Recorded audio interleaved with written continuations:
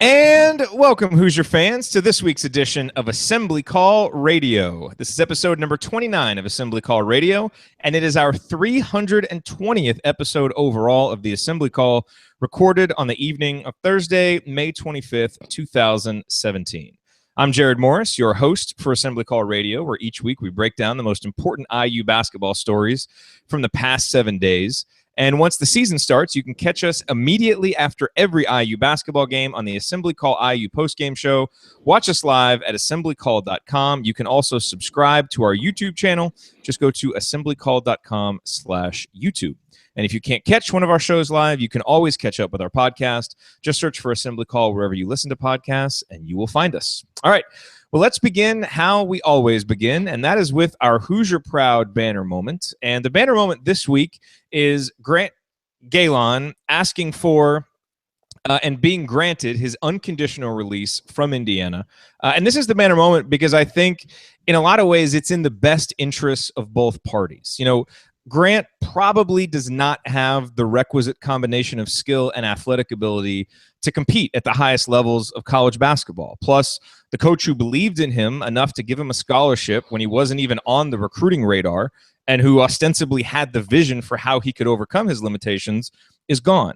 So Grant moving on opens up a scholarship for Archie Miller to use on a player who better fits Archie's vision for how Indiana is going to play and compete for its next championship. And for these same reasons, I think moving on is in Grant's best interest. He's a skilled basketball player who can really shoot it, obviously, so he will undoubtedly carve out a successful career playing big minutes at a lower level of college basketball. And if he values playing time over simply being a member of the Indiana program, then he will be able to find it elsewhere and more completely develop his game. And the reality is that sometimes a player moving on isn't always in the best interests of the player and team, but in this case, I think it is. So Grant Gelon deciding to move on is this week's Hoosier Proud banner moment and a topic that we will discuss in more depth moving forward here on the Assembly Call. And now let me introduce my esteemed co-host. To my left, ladies and gentlemen, we have the triumphant president of the Robert Johnson fan club, who can now rest easy that Robert will indeed be back for his senior season. It is confirmed. And he is also, of course, a world-renowned bracketologist. He is Andy Bottoms. Andy, what is your Bottoms line from the past week in IU basketball? Well, since we basically treated it last week as if Robert Johnson was going to be back, I can't go back to the well on that one. And so, it's funny because one of the things, when we were nearing the end of the Crean era, we spent a lot of time trying to talk about was what IU's identity really was as a program. And one of the things that we consistently came back to was really the level of academics and those kinds of things that really the Tom Crean era has been praised for in terms of how they perform from an APR standpoint, but just the kinds of the kinds of things that we heard about that. And the person who was one of the people who was really at the forefront of that was Marnie. Used to be Marnie Mooney, now I believe it's Marnie Mounier, if my high school French is not failing me in reading this. And this week or late last week, she made a post on Instagram that she was moving and relocating with her husband to Mexico, Indiana. As we learned before we got started today, I thought it just was Mexico, and in the process learned that Mexico, Indiana is close to Logansport, where I was born. So obviously exciting news for everyone involved there. But just want to, in the off season, these things can easily go unnoticed. But I think what she did for the program academically, deserves a lot of credit. Not one person went through their senior day without talking about how important she was in helping them through school academically, and I think she deserves a big kudos, a big hat tip from all IU fans. And it's not often that somebody in that capacity with a program becomes somebody that most people that follow the program closely know about.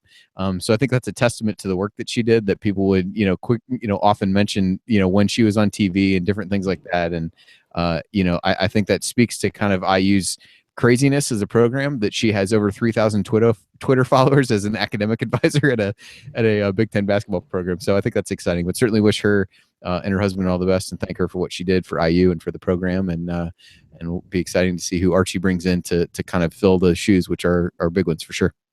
Yeah, well said. Actually, I don't think it'll be Archie bringing someone in. I think that's an athletic department position. So that's actually hired outside of the decision, any decision that Archie would make, I believe. I'm sure he'll have some input on it, though. big time college basketball coach? You think they get input on decisions? Maybe like a little bit. I think he has input on like who paints the floor. I think he gets everything. Maybe we could get somebody from like Roy Williams or somebody from North Carolina to figure out who. Oh boy. No, not a good idea. Okay. All right. Well, and to my right, speaking of North Carolina, we have a man who I think disagrees with me regarding Grant Gelon, but who certainly is on record as saying he would like the Indiana basketball program to follow North Carolina as a model. If you listen back to a recent episode of the Assembly Call, he is a columnist for thebiglead.com and someone who is so excited about the NFL changing its celebration rules that he's literally doing the icky shuffle right now. If you look closely, you can see him doing it. It's not a pleasant sight. He is Ryan Phillips. Ryan, what is your rant from the past week in IU basketball? I make the icky shuffle sexy, baby.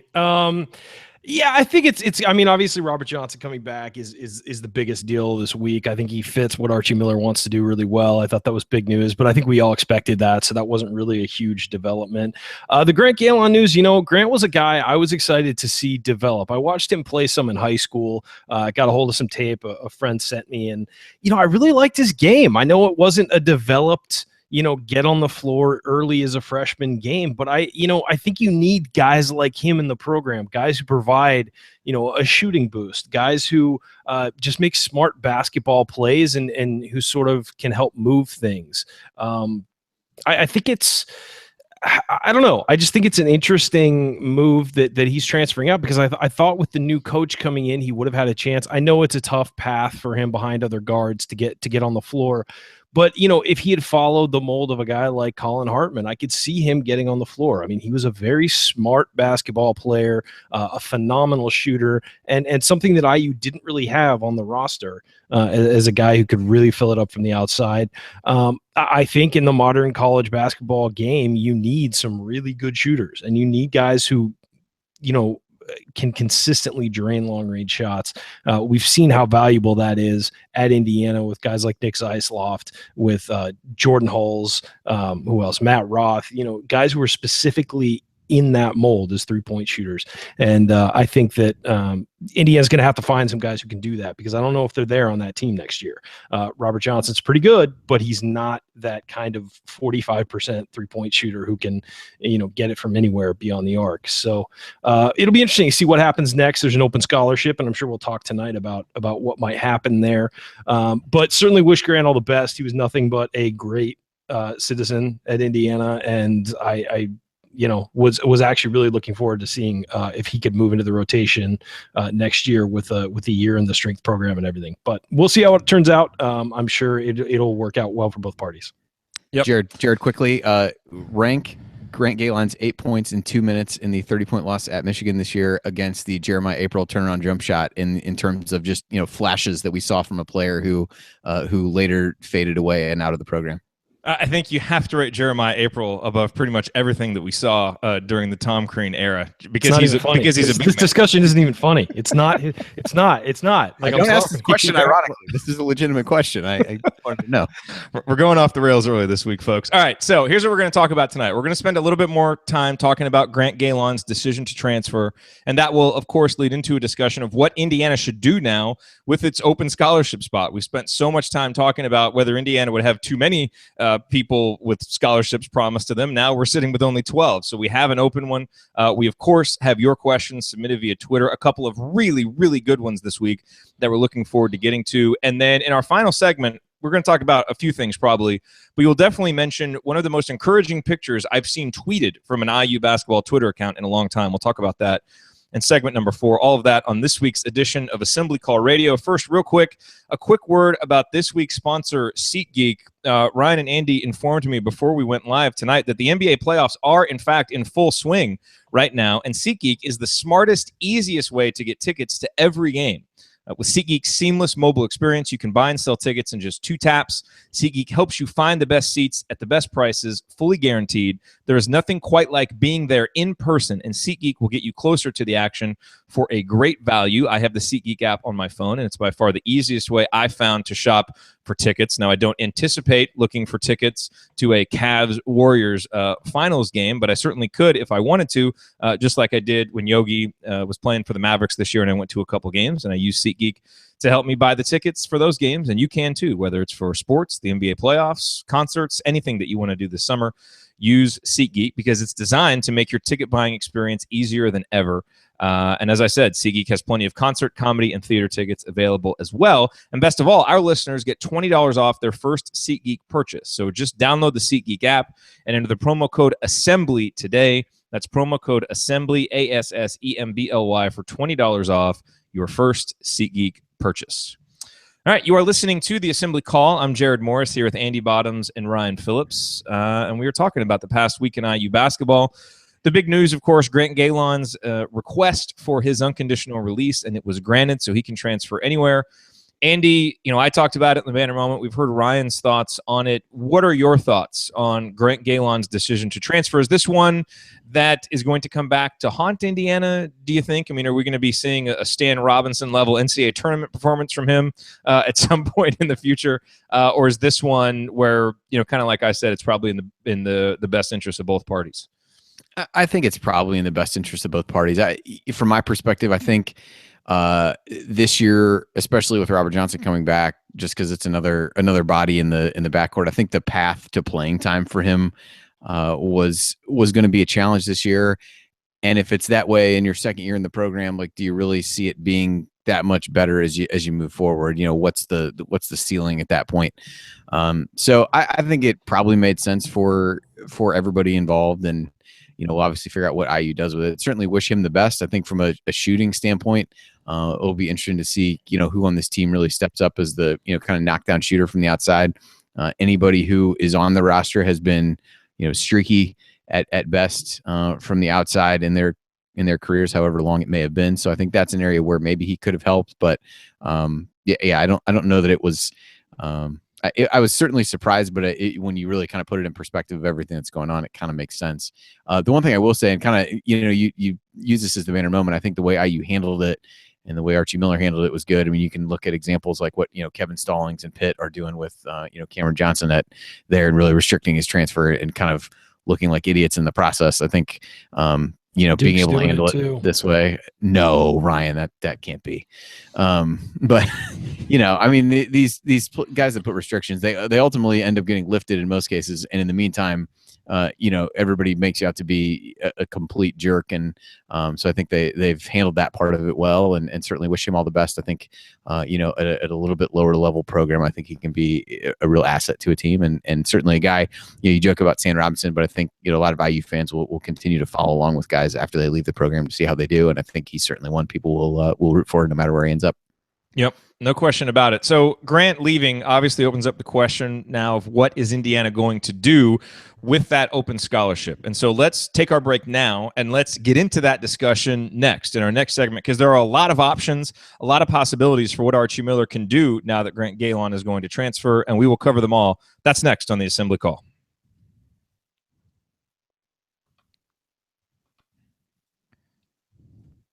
All right, that was 13:29. Shortest first segment that we've had, maybe ever. Yeah, we can balance them more. But that's good because I want to hit this next topic even more. I think there's more meat here. That's what she said. Geez. There we are. We are live on air on YouTube. That's not. There are people watching. That line was on NBC every week for like 12 years with The Office. It was. I know. I'm just giving you a hard time. Jerk. Hey, I appreciate a well-placed "that's what she said" joke as much as I'm actually having to curtail myself a little bit now that I have a daughter, because I don't want her being incredibly cool. Yeah, I can't. That would actually be amazing. I know, I can't decide. Like, should she be the one when she's 6 years old just dropping the great, like, "that's what she said" jokes? But then she needs to understand the context, and I don't want her to understand the context that young. So I just don't think it's a good idea. So failing already. It's only taken a few months, and you're failing. Yeah, already. I know. What can I say? I always stick with the classic phrasing though from Archer. Just phrasing. Yeah. See it. Not an Archer watcher, so I don't get that. Oh, I don't get that reference. All right. So the way I look at it before we start recording for the radio, we've got 4 options. Tell me if I'm missing one. We can find a grad transfer, probably a big man that can play right now for 1 year. We can use you can use it on a 2017 recruit like Carter from New York that originally committed to Dayton. We can just hold it for the 2018 class. Get out of here. Yeah, I know. Holy crap. We can hold it that's somehow related to like Flava Flav. I'm remembering that correctly, right? Wait, who? Who's Carter? What was the Nazia Carter? He's Jay-Z's nephew. That's right. Yeah. I do know that. Yes. And did he decommit from Yes, Dayton? he did. And so he's being recruited by like Georgetown and Boston College and some other people, and he may go to prep school and wait until 2018, or he may decide to What's do he something. play? What position does he play? He's 6'5", 6'6". He's a wing. You watch him, he's got some Troy Williams in him. Kind of a herky-jerky shot. Finishes well at the rim. Good athlete. I mean, just from highlights, I've never seen him play defense. If we get a body, it's got to be a post player. Yeah, but this is a 4-year player though. I mean, he's a guy who would play for 4 years. He's not a 1-year guy. I understand, but because you got to get a good. Okay, I mean, we can get into this in the conversation. Yeah, because it's like, yeah, okay, I have a point, but we'll save that for the segment. Plus, the game tape may have not made its way to Ryan yet, so we can't really. It's unfair. That's right. It's unfair. Hey, when I get tape, unlike some people, I don't just watch highlights. I watch full games. So back the off. Got a hold of some tape. I love how official you made that sound. Got a hold of some tape. What? I'm official. It was just great. It was great phrasing on Twitter, guys. Who am I? Oh, that's right. It's me. I knew. Why? Because I'm an influencer. Because I'm an influencer. That's what they've said. That's what I knew. They verified me because I'm an influencer. It's because you make the icky shuffle look sexy. That's why. So sexy. That's why. All right, let's hop into I can do this. this dirty bird too if you want the. All right, let's hop into this. We don't want you to do the dirty bird. We don't want you to do the dirty. I did just see that. Apparently, it's not going to be out till Monday, but I don't know if either of you listened to Pardon My Take from Barstool, the podcast. Apparently, they had Tom Crean on. And they've made fun of him a decent amount, so I'm curious to see how it goes. They had a Harbaugh on earlier in the week. Yeah. It'll be interesting, I'm sure. That'll be very interesting. All right, you guys ready to do this? Yep. Okay, here we go.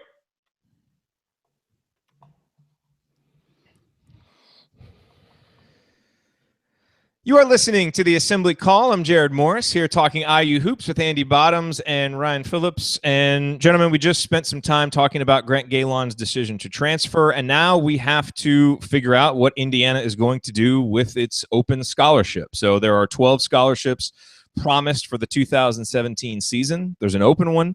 And, when I look at this, I see kind of 4 things that Indiana can do or could potentially do with the scholarship. So you could give it to a grad transfer who could play immediately, like we saw with a Max Bielfeldt and a Nick Zeisloft.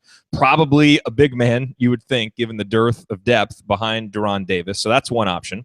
You could go for a 2017 recruit, a guy who might be around for 3 or 4 years. Nazia Carter is one name that has come up. He originally committed to Dayton.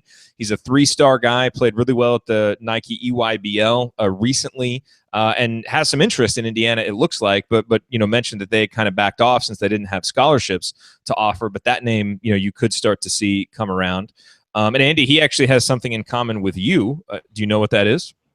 I have no idea. He is Jay-Z's nephew. So you guys have that in common. I don't know if our listening audience. I thought you were going to say reunion. Yeah, I do remember that. He was a bracketologist who got beat up by some high schoolers. Oh man! Oh, ouch! Wow. Hey, it's the offseason. We gotta throw some punches every once in a while. All right, so we've got those two about the game tape in the break, and then you just come back swinging. I see how it is. Ryan does it on the air though, so I see how this is going to go. Okay, so you could also hold it. I fight dirty. This is you could hold it for the 2018 class, and as someone mentioned on Twitter, just give Romeo Langford 2 scholarships, which is an interesting recruiting tactic. Or you could do something like give it to Zach McRoberts for a year, and I would think if you did that, you would probably do it with the understanding, that maybe it goes to a new recruit in 2018, but you give him a scholarship for this year. So I kind of see those as the 4 possibilities. Andy, do you see another option there? And if not, which of those options do you kind of side with that you would like to see Archie Miller go with? I think of the options, the one that feels least likely is the 2017 recruit. I just, to me, if you look at it, if you're going to fill it with somebody who's not on the roster, the kind of non-McRoberts option, I think you look for a big man. I did a little bit of digging today to see, are there any, big men who have played at high major schools who would be eligible as grad transfers? I really only found 3 that seemed to fit the bill. One, Akoi Agau from Georgetown. A post I saw recently, he didn't mention IU, but also until the last day or two, there really wasn't actually a place that he could have gone. So he played 15 minutes a game, averaged about 4 points, 4 rebounds. Not sure that it's realistic that he would, IU would get in the mix with him. Dwight Colby from Kansas, I've seen thrown out. He only played about 5 minutes a game. I seem to recall, I'll try to look this up while we're on here, that he had a really important performance in a game that it was just kind of out of nowhere that he played well in a game, I believe toward the end of the season, that really, kind of mattered to their hopes. And then the other one was Cameron Rooks, I believe the son of Sean Rooks, who used to play in the NBA. He played at Cal, played about 17 minutes a game. I think had some injury issues, but about 5 points a game, 4 rebounds a game. So recent news on him was he was visiting San Diego State. Again, I don't know how realistic it is to kind of get in late on these guys, but they're also some of them who are, I think, hanging out to see what kind of options might be out there. So in that regard, it's possible. Colby seems to be looking more at like Stephen F. Austin and, some mid-major schools. So maybe if IU comes calling. To me, when you look at the roster, that's where the hole is. So I don't think there's recruits out there that would come in as freshmen to fill that role. So if you're going to fill that spot, then so be it. Otherwise, I think he holds on to it. Archie has talked about, not loving having big classes and even a grad transfer to make it a 6-man senior class, which maybe is a reason that he'd want to stay away from it. One thing I do want to mention, because I think you're right that the most obvious place to go is a grad transfer big man if you can find one, because that helps you for this season, doesn't tie up a scholarship for the future. But those can be hit or miss. For every Max Bielfeldt, there's an Anthony Lee, and everybody remembers Anthony Lee from Temple who transferred. Indiana was, one of the finalists for him, and Ohio State ended up getting him. And he was basically a non-factor for Ohio State that year. That was a top 20 Ohio State team. He played like 16% of minutes and didn't really do much. And, and he was, he had done a lot at Temple. So it can, sometimes you got to really make sure that you get the right fit, both from what skills that guy brings. Is he a good fit in the locker room? And so you don't want to just go grab a guy just because you have this open scholarship, because it could have unintended consequences. So, you got to kind of think those things through and make sure that it's the right fit. Ryan, how do you view this? What do you think Archie Miller should do? Well, I think one of the issues you have to look at, and Andy sort of mentioned this, is that there's going to be 5 guys leaving next year, it looks like. I mean, that's how it's shaping up, assuming there's no injury and a 6th year or 5th or 6th year for somebody. You got Hartman, Newkirk, Johnson, Freddy McSwain, and Tim Priller all on scholarship, all leaving next year. That's a huge incoming recruiting class if you fill all those spots. Again, you're adding another scholarship to that if you bring in a person, another open scholarship. So that's going to be a huge recruiting class. And, it's going to be Archie's first full one. So it'll be interesting to see how that all plays out, whether he can score the kind of program shifting recruiting class that I think most people will be hoping for and begging for. But at the same time, filling all those spots is really hard. So I would think, if you can get an impact non-senior transfer, I don't know who's out there. I haven't really checked because Indiana hasn't looked like it needed or had an open spot. Even if it's not a senior transfer, you might be able to dip into the transfer market for somebody that could really help you in the future. As far as the senior transfers, I agree. You got to go post. That is where this team has its holes. If you're going to go, with an incoming recruit, I think that's highly unlikely. Just looking at the way, I think that this staff has just shut down over the last couple months, the 2017 class, and has turned its attention to 2018, 2019.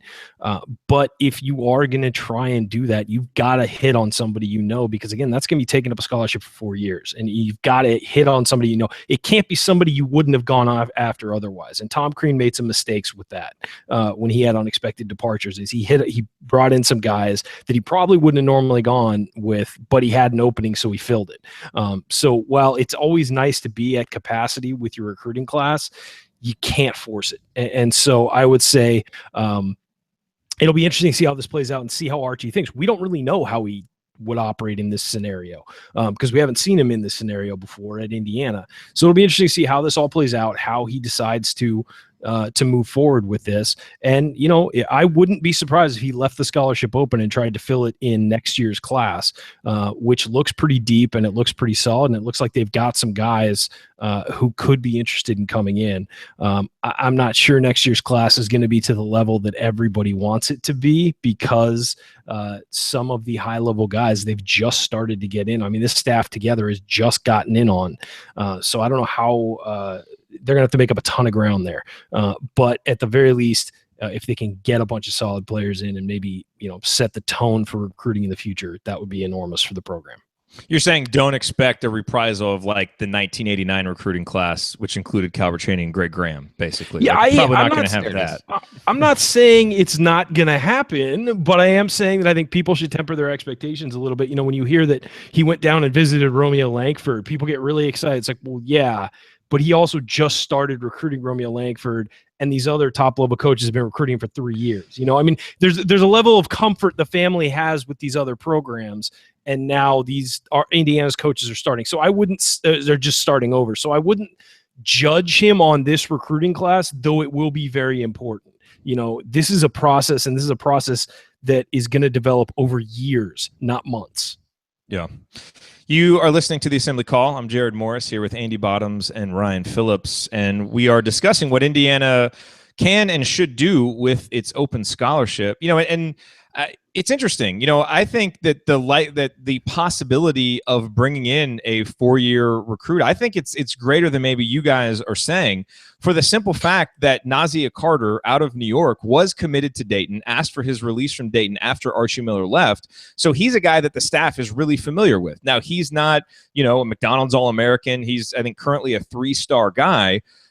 So he's not like a knock your socks off level recruit, but he's also not, Tim Priller, where, Incarnate Word is the only other school recruiting him. I mean, he's got, Georgetown and Boston College and some other high major programs interested in him. And I got a hold of some tape, actually, of Nazia Carter.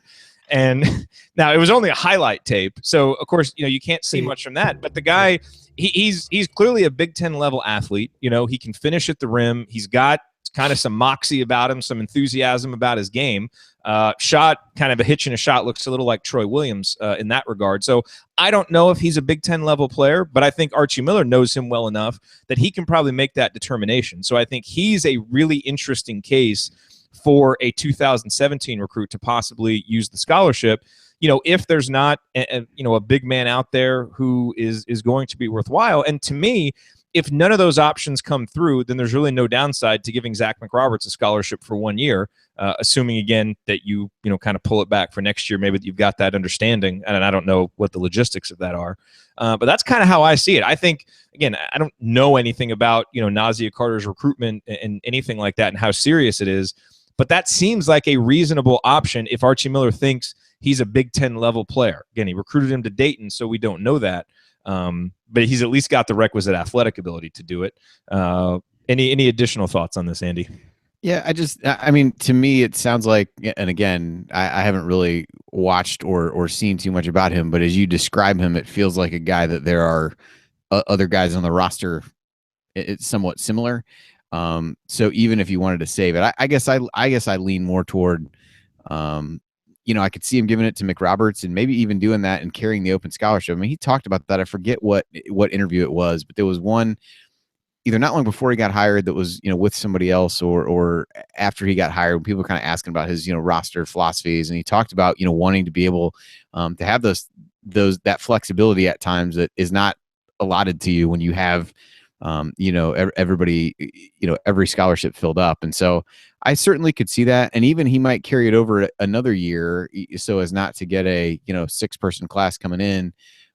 Because, again, I think he's talked about wanting to do that. And I think Ryan bringing up, a non-grad transfer would be an interesting one where you kind of balance out some of these classes. I mean, there's only one junior on the roster in terms of Juwan Morgan. So, is there some ability to bring somebody in like that? He seemed to like the flexibility of it. So just makes me wonder, would you bring in another guy who has a game similar to other guys that you already have that may or may not really be able to play at the level that we're talking about? So I wouldn't be I wouldn't be shocked at all if he didn't use it and gave it to McRoberts, which I think would be, a fine thing to do. I don't get the impression he's going to play nearly as many guys as Crean has over the course of time. So, to really be able to feel like you have to have all those filled up with guys who are going to come in and contribute just doesn't feel like philosophy-wise he's in the same place as what we've grown accustomed to over the last handful of years. Ryan, you have any final thoughts on this before we hop into our Twitter Q&A? Yeah, I agree. I agree with what Andy said, shockingly. I think that I think he's right. I think that you don't have to force it here. And if you're going to get somebody who gives you something different and adds something to the mix, because you've already got freshmen who can do the athletic wing thing. That's what Justin Smith is, and I get that Carter might be a guy who could be willing to come in and knows Archie from his past gig. But I don't know. I feel like you don't want to force it. You want to make the right call for the program, not the right call for 1 year or maybe 2 years. Yeah. Very good point. All righty. Well, we will see what Indiana chooses to do with that open scholarship. Certainly, it feels like a better position to be in having an open scholarship to do something with, as opposed to having 14 or 15 given out and then having to pare back from there. So that is certainly a good thing. And coming up, it's time for our Twitter Q&A. You guys sent in some great questions, a couple in particular, and we are very excited to answer them. And we will do that next. Stick with us here on the Assembly Call.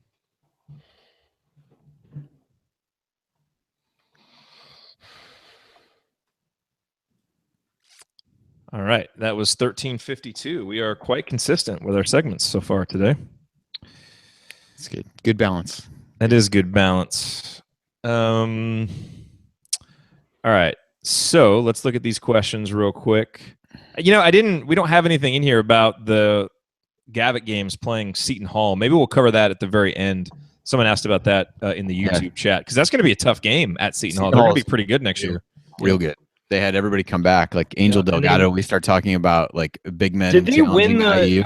Did they wind up winning their conference tournament, or did they lose in the final? No, I think they lost in the final. I think a guy missed a shot right at the. I think Delgado actually might have been the one who missed a shot right at the end that would have either won it or sent it to overtime. That's right. Yeah. No, I knew they were in it, and I knew it was close. I couldn't remember if they won it though.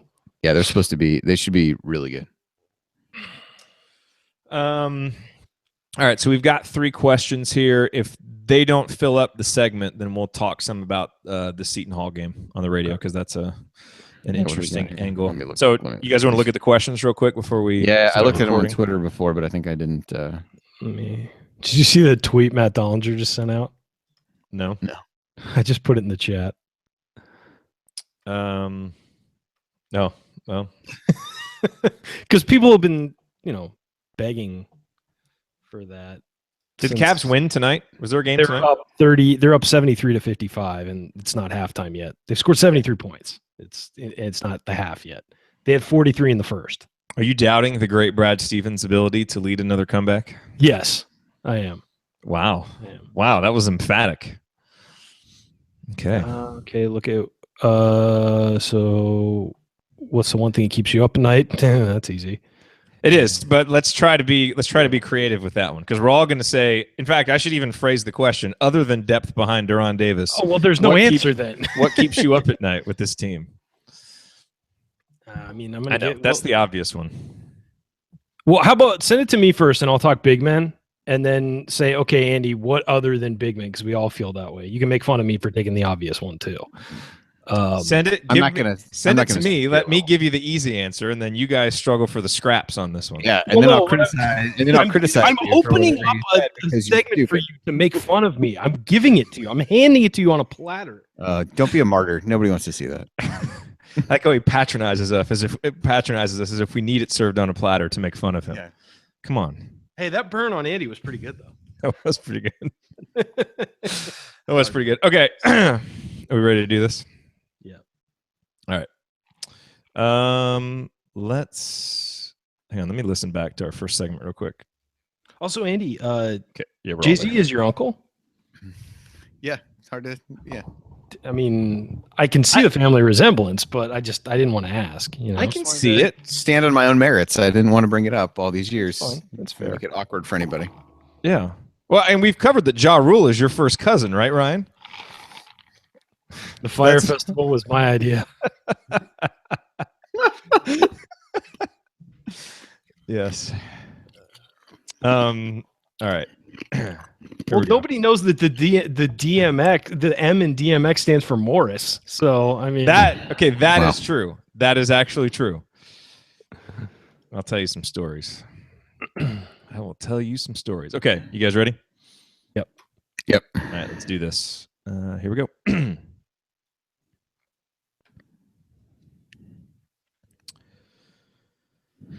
You are listening to the Assembly Call. Remember to go to assemblycall.com/join to activate your free membership to the Assembly Call. You will get our weekly 6-banner Saturday news roundups delivered right to your inbox every Saturday morning so that you can stay up to date with your Hoosiers during the offseason and even once the season begins. Again, the URL is assemblycall.com/join.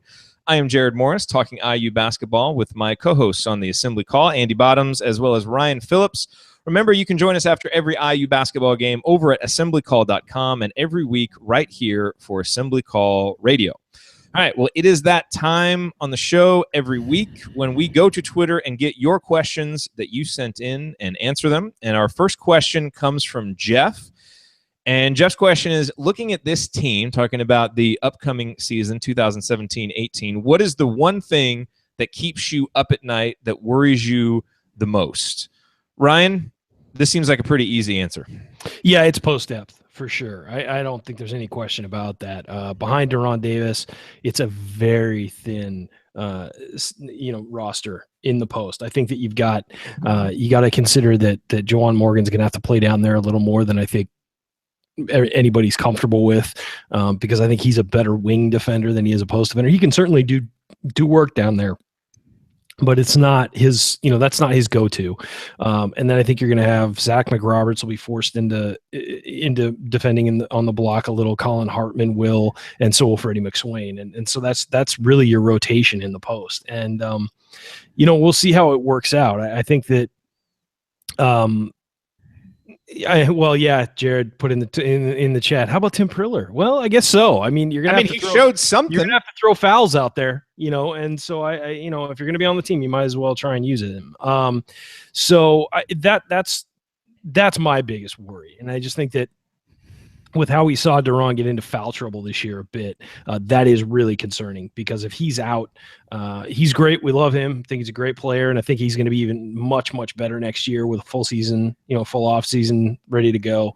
That is the thing that keeps me up at night is post depth, and that's why we were talking in the opening segment about the last segment about possibly filling it with even a stopgap grad transfer could give you at least 5 more fouls and maybe some more rebounding when he's on the bench.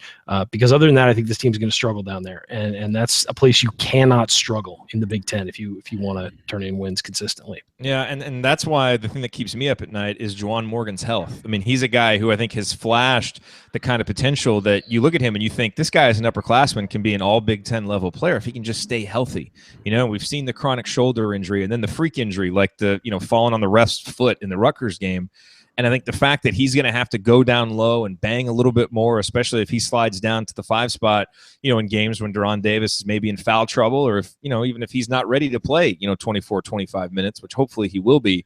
But I think that pounding that Juwan will probably have to take, I think it's going to be an entire season of just holding our breath every time he hits the deck. And that's kind of what it's been for his first couple of years. And I think it'll be that again, because if he stays healthy, I think he's the glue that holds this team together on offense and defense. I think he may well be the team's best two-way player, but we've just got to keep him on the court. I think it's absolutely imperative. So that keeps me up at night.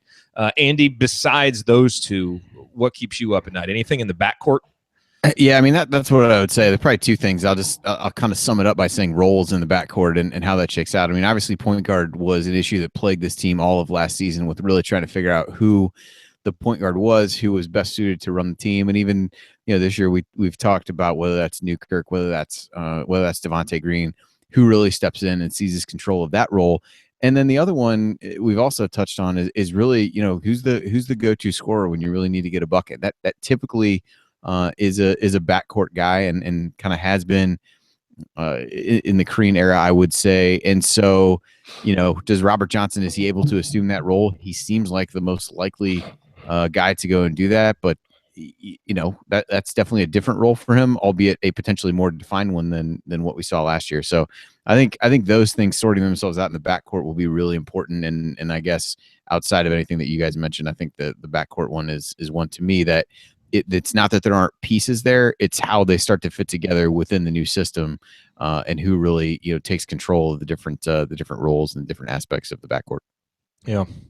All right. Excellent question, Jeff. Thanks for sending that in. Now we go on to Mike's question, and this is an interesting one. So Mike says, what player for the Tom Crean era would best describe what type of player and team style of play we should expect in the Archie era? Obviously, Tom Crean, Archie Miller, they have different styles of play, but what player from recent IU history would be the kind of guy that, an Archie Miller team would be built around? And obviously you've got, a lot of supremely talented players who have played for Tom Crean who could certainly play for Archie Miller as well. But Andy, I'll go to you with this one first. Is there kind of a prototype that you see, a player in particular that would have really fit especially well with Archie Miller? There's a few guys that, as I kind of looked over Crean's roster, so I'll throw out three. I think a couple maybe a little bit more obscure. One we've already mentioned on the show would be Stan Robinson. I think the kind of slashing and certainly the defensive component of what he was able to provide, even while he was at IU, I think would be a good fit. But also just the way he kind of grew as we saw him play in the tournament at Rhode Island last year. More of an attacking once he figured out what hand he was going to shoot with. More of an attacking style. So I think he would be a good one. I think for some of similar reasons, like Remy Abel would be maybe an under the radar one, but again, a guy who could really pressure the ball. When you start thinking about, key things that we know about the pack line defense, being able to pressure the ball. I think Abel was a decent defender. And I think Will Sheehy might be another one, is just kind of a, tough guy who's, can defend multiple positions, not afraid to mix it up and kind of the physicality, from that perspective. So those would be three, certainly not any of the stars that have really been there of the teams, but at least three guys as I kind of scrolled through the roster.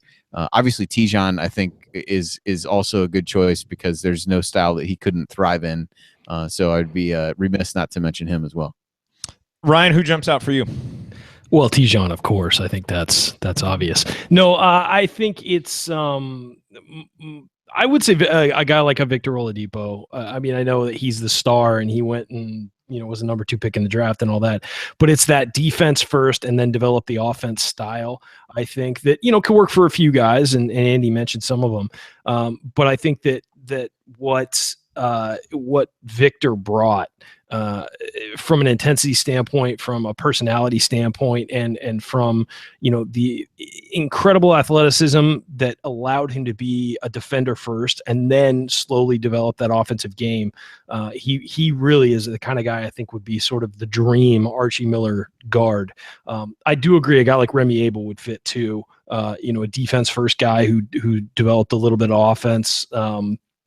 Fortunately didn't finish up at Indiana, which was a shame. But then also, you got to look at, I think Yogi Ferrell is another guy, not because, if Yogi Ferrell had not been a 5-star, because of his size or whatever, if he hadn't been the highly valued guy, he could have fit in at a place like Dayton. He's a small, plucky guard who defended really well, was a great distributor, and then developed an outside shot and developed a scoring touch. Now, the thing about Yogi was he got on the radar when he was, like 10 years old, national radar. So he was always going to be a highly recruited guy. Had that not happened, who knows where he would have wound up, as like a low 4-star or something like that. There's a potential for that to happen.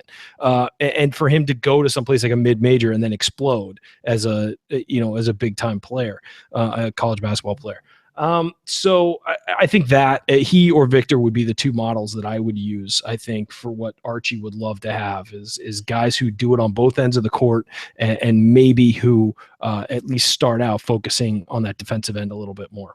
Yep. Ryan really sticking his neck out with the answers to these questions. Yeah, the two best issue is post-step and 2 guys playing the NBA. All right, hey, you think these 2 guys who are playing the NBA right now could thrive on a roster? You asked the question, I give a good answer.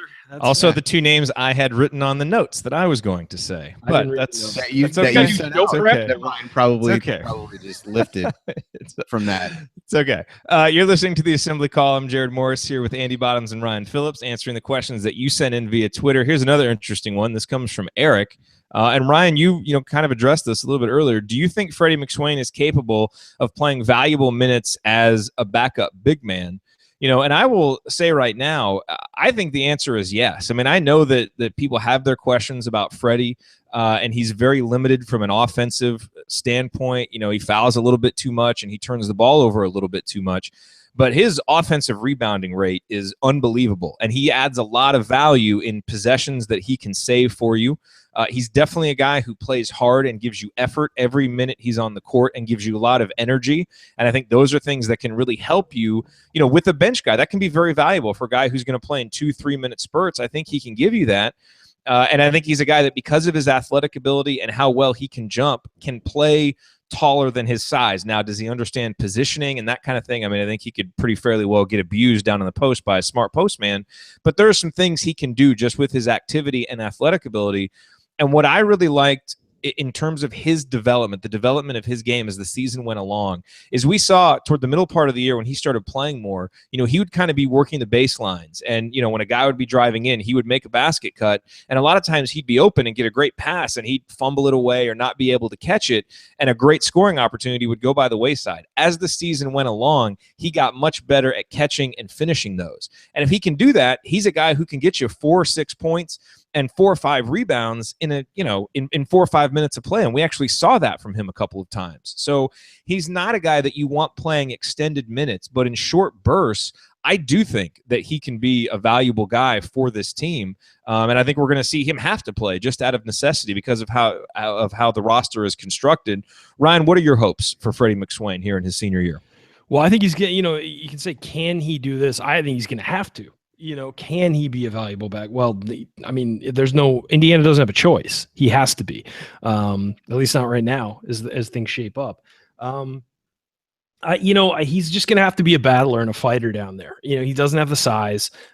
He does have some really nice athletic ability to maybe be a pretty solid defender, but he's just going to have to fight. I mean, he is not going to have easy minutes on the court. He's going to have to fight for everything he gets, and he's going to have to be an Energizer Bunny down there, really, if he's going to make an impact. But, and talking about guys that Tom Crean, from the Tom Crean era that are Archie Miller kind of guys, isn't Freddie McSwain kind of that guy, Andy? I mean, kind of an undersized guy, a really good athlete, a scrappy guy, a hustler. Aren't those the kind of guys Archie's been winning, Atlantic 10 titles with? Yeah, I think it's interesting. I was looking at the game log for McSwain. So over his last 10 games, I'm going to, average roughly 10 minutes a game, maybe a little bit less, maybe 8 or 9. And he scored at least 4 points in 8 of those 10 games and grabbed at least 3 rebounds in 7 of those 10. So, when you look at it that way, he did, as you said, really become a little bit more stable as he went through. Now, there were a couple games where he had a bunch of turnovers in that stretch, but I think he started to settle into a role. And I think that's the one thing where Miller will be able to help him a little bit, even if he does end up being the backup center. I think it'll be very clear that that's his role and how he wants him to play defensively. Certainly from an athleticism standpoint, I think he can overcome some of his challenges in the post from a height perspective by doing some of those things. And he's a strong enough guy where, hopefully he can push guys out. So I think he is a guy who, out of necessity, if nothing else, is going to end up playing those minutes. I think we saw last year in limited enough minutes that, he can provide some things. And I think, just activity level is going to be really important on the defensive end. I think that's something that he should be able to bring. But I think something has become quite clear here toward the end of last season, now into the offseason. By default, I'm probably the president of the Freddie McSwain fan club because I may be as optimistic about him as anybody. And I'm happy to do that. I love Freddie. I love the energy and the attitude that he brings to the team. So I am happy to lead that charge. All right, if you're gonna put yourself out there, go ahead. But there is a lot of responsibility being the head of a fan club. I'm just ask Andy about it. As we've learned, I know it is a big responsibility. Yeah. That's Ryan's fine. Probably going to be who's the? Let's see if Deron Davis might be the best player on the team this year, then Ryan's definitely going to be head of that fan club based on his answers to these questions so far. Pretty sure I'm the head of that fan club. Guys, I'm the head of the LeBron James fan club. Have you guys heard? I discovered him, and he's really good at sports. So, yeah, keep it up, Bottoms. Keep it up. All right, Ryan, you had some final thoughts on Freddie McSwain, I believe. Yeah, I just think that he's it's going to be on Freddie to however good he's going to be. It's really going to be up to him this offseason. How much he develops. You mentioned, some of the turnovers and not catching passes last year that seemed pretty easily, and fouling too much and all that. And so it's going to be on him to figure out how good he wants to be and where he wants to take his game. And so, this offseason is going to be very important for him. It's his last offseason in college basketball too. It seems like he just got here, but as a JC transfer, that's what it is. And so I think that he's going to have to figure out a way to get better in all aspects and become a more, reliable member of the team. So our final Twitter question, this was asked by multiple different people in multiple different ways. But Andy, it was announced this week that Indiana will be facing Seton Hall in the Gavitt games. I think that's going to be sometime in mid-November.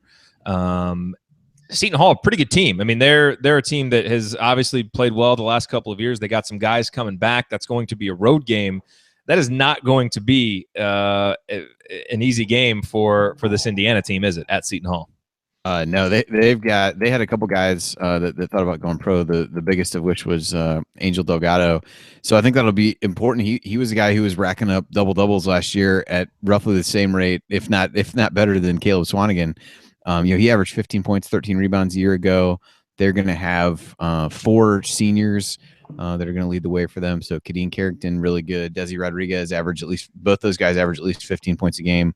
And so definitely going to be an experienced team that played well down the stretch. Nearly beat Villanova in the Big East tournament toward the end of last season. And so it will definitely be a big road test. It'll be an early test for Duran with having to guard Delgado, as I mentioned. And I think what should be a really good game, but it'll certainly give us a good early read on what IU is going to look like in the beginning of the season. So I think the kind of challenging road game that hopefully will help us learn a lot about it. I know we harken back to that NC State game so many times from a few years ago, but I think it's good to have those kinds of tests against a major conference team. We'll see what they've got and see how much they can improve once we go from there.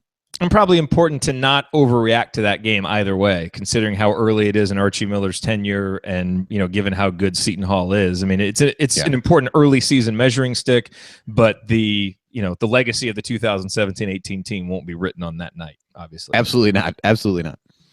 All righty. So here we go. Coming up in our final segment, there was a tweet sent out by Indiana's new strength coach that I loved. We're going to talk about it and talk about why, plus anything else that's on Andy and Ryan's mind in our final segment. Stick with us.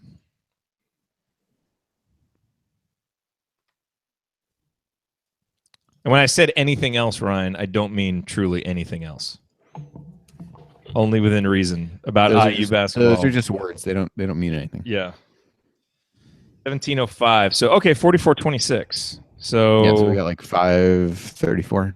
And 5:34. So really about 5 by the time you need to. 4:58.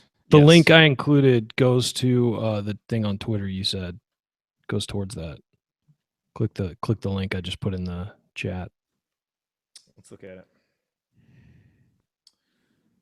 Is there anything else that we need to? Oh yeah, I saw that. So I mean, it goes hand in hand because they're creating that excellence center. They'll be done in summer 2018. That's got like a whole nutrition area and things like that. Awesome. Pop in with that after I make my point. That's awesome. Is there anything else we need to cover this week? Before we meet? No, not really, because the Robert Johnson stuff happened, but we really talked so much about that last week in anticipation of that being what the news was. I don't really know, and there's nothing draft-wise really coming out about. No, you guys there? No, the recruiting thing. I don't want to talk about Caleb Swanigan either. Yeah, I mean, who cares about Caleb Swanigan? I don't. Anybody with Purdue, they can forget them. But there was a question about IU offering Trendon Watford, which I thought was obviously a smart thing to do since he's a potential 5-star guy. He is apparently quite good. Yeah, quite good. Brother of Christian Watford. I mean, that's kind of obvious, but I'm glad that they did it and made it official. So that's a good thing because he'd be a heck of a get, obviously. Yeah, I thought the interview that Alex did with Kyle this week was good about a lot of the in-state guys. I thought that was interesting. It was really curious to see how some of that plays out. If he can get, Langford feels like a pipe dream in some ways at this point, but if he can get, 2-3 of those other guys plus add another couple guys from out there, I think it could be a pretty good first class. I'm kind of like Ryan, where I don't want. Right? 2019. So. Yeah, he's going to be a junior. Okay. Trendon Watford, Keon Brooks, bringing those two. Yeah. And then, hey, here's a quick question for you before we do the final segment.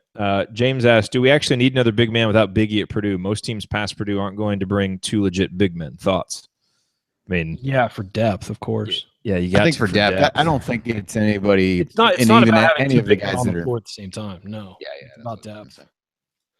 Yeah. I think it's depth because it's not clear who you, unless you really think Priller can do that. I think you're not probably going to ask that of Clifton Moore at this point. So unless you really think McSwain can hold up, which is possible, but that's why I think if you can find somebody, great. If you can't, I don't think it's the end of the world either. And he just, eats the scholarship for this year and saves it to give some flexibility in future years. Because, the reality is if you fill it up now, all these guys, those guys leave and you then fill it up, then you're going to want it for the other class. So you're not bringing a 1-person class the year that Juwan Morgan leaves. Not sure, maybe somebody else could go, but if everything goes to plan, you're going to want to have that flexibility in that year, if nothing else, to be able to bring in. You don't have to use all, you don't have to use all 6 next year. Yeah, I would agree. So all right, let's dive in and do this. And Are you getting hungry already? No, I've got Eastern Conference Finals and Game 7 in the NHL going on too. He ate too early, and then now he's ruined it for himself. Yeah, now he's getting hangry already. All right, he has 22 already. God, oh my, good. All right, here we go. We got 4 minutes and 58 seconds. I'll start it.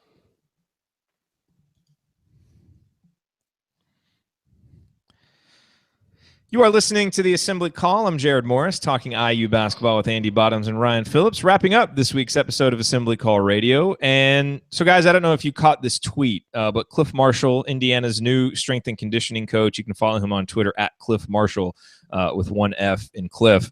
But he sent out a tweet, and it says, "You can't out-train a bad diet." Teaching Deron Davis and Curtis Jones how to grocery shop tonight. And it's got there's a picture of Deron Davis like picking out a little thing of pre-cut fruit. And then you got Curtis Jones getting some apples. And I loved this picture because I feel like these are the kinds of life skills that we should actually learn in school, that I don't feel like enough emphasis is actually placed on. Like, we learn all the book stuff, but there isn't actually enough emphasis placed on the kind of stuff that we actually do in our real lives that make a huge difference from now until we're 70, 80 years old. And there are a few things that are important, as our diet and what we're eating. And I think, the fact that this, relationship with the players and the kind of coaching that they're getting, and I'm sure this happens at lots of schools, but it was just cool to see that picture and see that kind of real world training for the guys, because I think that's important. Look, you got to know how to grocery shop. You got to know how to get the right food. And I love the thought you can't out-train a bad diet.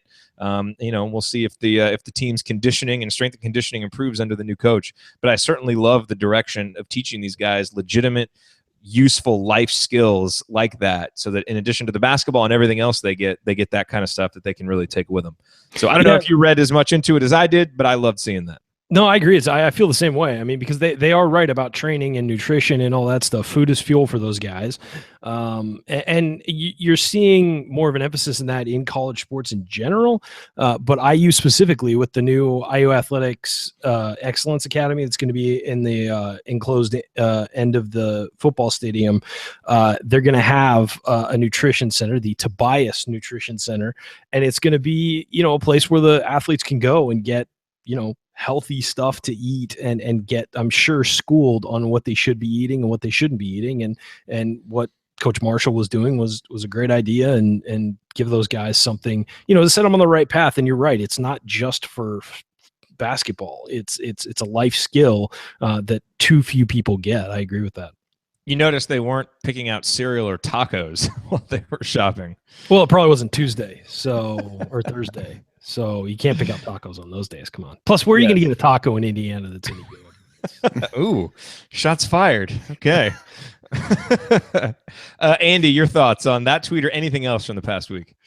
No, I thought it was interesting as well, and I think it's good to get a glimpse into those kinds of things and how they're doing that. I mean, ultimately, for as much as everybody debates about what the scholarships are for and what these athletes are getting, ultimately in this scenario, everybody would argue you're trying to prepare them for real life. And I think This is just another kind of interesting way, at least to publicize that they're doing that. So definitely don't see anything wrong with it. These are things that I could probably use help with even to this day as a 38-year-old man. So like we should have been, these are really the kind of skills that we should have learned in school. I mean, that's as useful as anything else that we could have learned, and I feel like we don't teach our young people enough these life skills when they're in school. When I was in college, I'm eating Totino's pizza and Pop-Tarts all the time. And look at me now. See? Yeah, and Ben and Jerry's ice cream, which I would always get, the little tubs of it, the pints of it, which was not a good thing to do. By the way, I was reading an article, or I don't know how I stumbled upon this article, but it was about Dwight Howard and how when he was with the Los Angeles Lakers, his diet basically consisted of the equivalent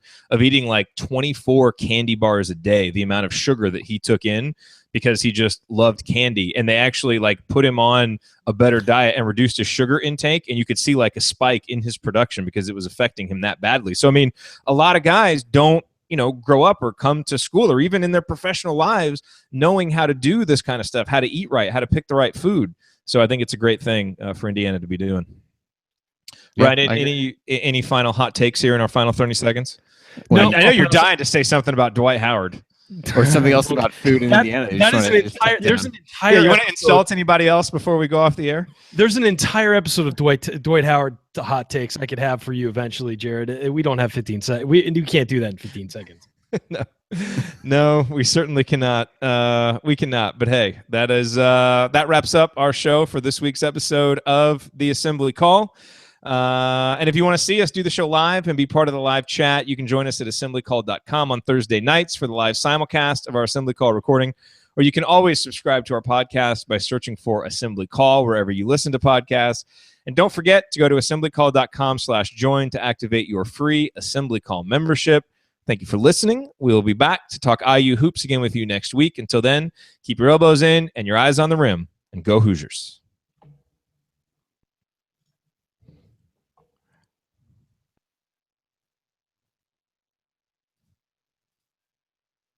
All right. And that's a wrap. Well done. Yeah, that was good. Well done, gentlemen. I'm not going to say that I was glad that Grant Gelon transferred, but it was nice to have something to talk about. Yeah, it was. Different to talk about. Certainly wish him the best regardless, but yeah, that was some of the offseason stuff after the initial coaching stuff had died down. It was starting to get hard to have stuff to Yep. David says, great show. Thank you, David. So. Yeah, no, thank you. Thank you to everybody who's here live. I mean, that's part of what makes this fun, doing this every week, is the live audience that we have. And obviously, we haven't been doing the chat at the website as much anymore. We're trying to do the chat on YouTube. So join us over on our YouTube channel. And feel free to chat there, because I do check that while we're doing the show, and sometimes we don't bring those questions up during the radio portion, but we always try and answer any questions that you have here, just when we're talking to you guys live on YouTube. So, and if you have topics that you want us to address, send those to us. Obviously, as the off season moves on, I think relevant topics are going to get a little bit leaner as we go. Ooh. Sorry, LeBron just did a LeBron. Ooh.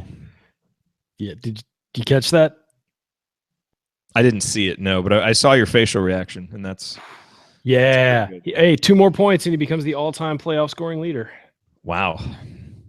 I mean, he's played like 30 more games than Jordan, but yeah. All right, well, we'll talk to you guys all next week. Do you guys have anything else for our YouTube folks before we sign off? No, I don't think so. Thanks for joining us. Cool. We'll talk to y'all next week.